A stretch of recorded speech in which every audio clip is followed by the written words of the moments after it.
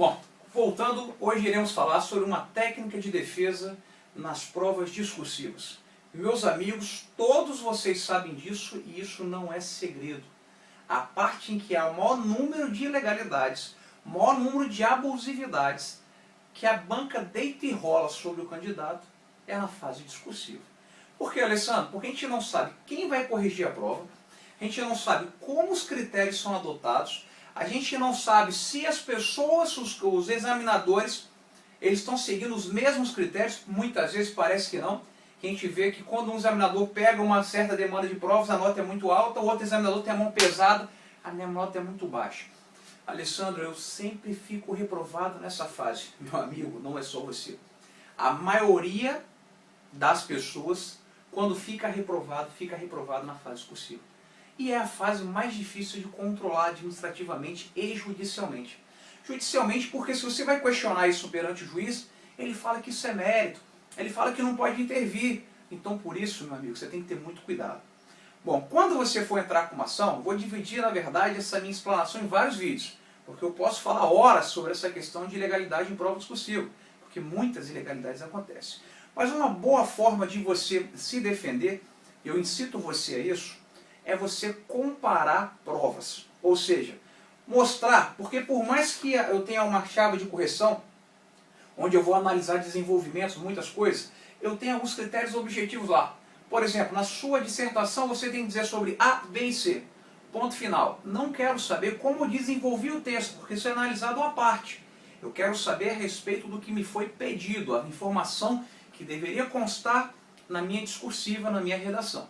Então, por exemplo, é muito comum, eu já vi várias vezes isso, o edital, a chave de correção, né, e a questão determinar, exigir que se fale sobre alguma coisa, candidatos que falaram tiraram a nota máxima e outros que falaram também tiraram a metade dos pontos. Bom, se eu e o meu colega falamos as mesmas coisas, porém com um desenvolvimento, com um enredo diferente, pô, não interessa, mas se a gente falou, se a gente colocou as mesmas coisas e que foi o que foi exigido no edital, ou melhor, na chave de correção e na prova, eu não posso ter 3 e ele não pode ter 6. Nós dois temos que ter a nota máxima.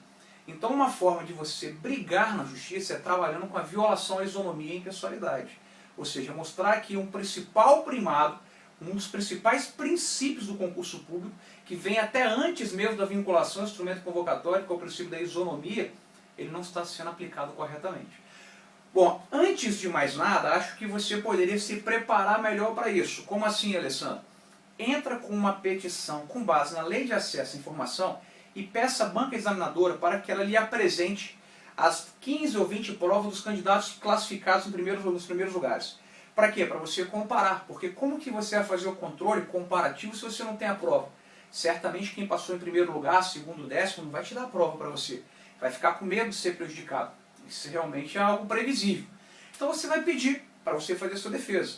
Pô, mas eles vão negar, eles não podem negar. A licitação, ou melhor, o concurso público é um procedimento público, seletivo, transparente. Eu não posso ter sigilo na correção da prova. Não existe isso. Não existe nenhuma cláusula, nenhuma regra que venha dar base a sigilo de prova. Então você pode pedir e fundamentar com base nisso.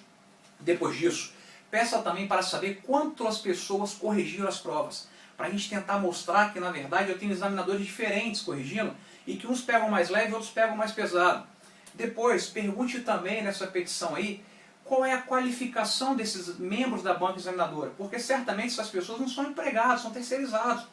Será que esses camaradas têm a qualificação técnica suficiente, necessária, a julgar uma prova, por exemplo, de um camarada que está fazendo para Tribunal de Contas da União, Ministério Público, para Receita Federal, concurso de alto nível? Muitas vezes não. Então você tem que saber quem está elaborando a questão, quem está corrigindo a questão e qual é a titulação, o gabarito desse camarada aí. E quanto que ele está recebendo também. Porque se ele receber R$2 por cada questão que ele elabora e que ele corrige, meu amigo, você acha que ele vai corrigir com carinho a sua prova? É questionável. Procura saber isso tudo. Pede aí também para poder informar minuciosamente os porquês do desconto. Porque o que acontece? Quando chega a resposta da prova discursiva, vem a grade de correção, a sua nota e os pontos que você perdeu, mas você não sabe a título de quê. Você fica até inviabilizado de exercer uma defesa contraditória com o seu recurso. Você vai saber mais ou menos a resposta mais ou menos que você errou, não de cara na prova para se defender, mas sim depois que o recurso é julgado. Mas aí você recorreu sem saber de quê, é complicado. Então faça essa petição administrativa, levante esse material probatório. Se a administração ou se a banca examinadora não responder, maravilha, é uma prova que você vai ter contra ela. Com base nisso, você propõe uma demanda para poder trabalhar com a comparação da prova, né? Com a falta de motivação. Aí você trabalha, deixa bem claro para o juiz que você não quer que ele recorrija a sua prova, que a questão é de legalidade e não de conveniência e oportunidade. Isso é muito importante, tem que ficar muito claro na petição para que o juiz não caia num entendimento, né, normal e equivocado, que muitas vezes entender que é mérito uma coisa que não é mérito. Uma coisa tem que ficar bem claro: mérito, amigos, é conveniência e oportunidade, pressupõe um ato legal. Eu não posso jamais falar em mérito de um ato ilegal. Então, se o ato ele é ilegal, não existe mérito, não há que se falar em mérito. Combinado? Então você vai trabalhar com violação à ampla defesa, violação a contraditório, violação à motivação, violação à impessoalidade, violação à isonomia.